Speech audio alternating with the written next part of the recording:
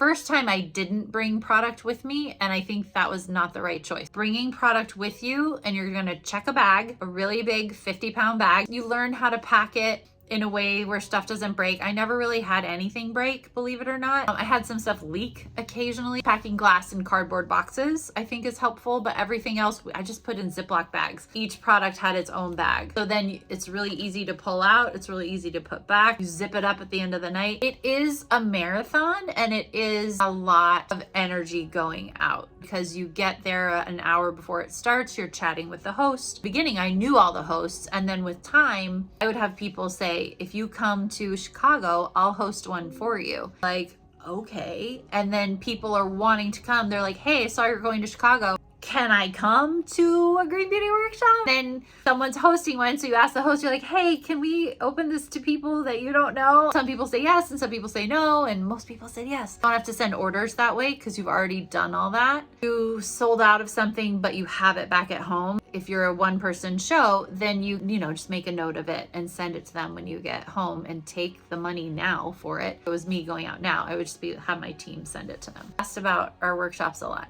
And that's literally what I did for years. And I have so many clients from those first 2 years of trips. I know them. It's very special to see your peeps in person.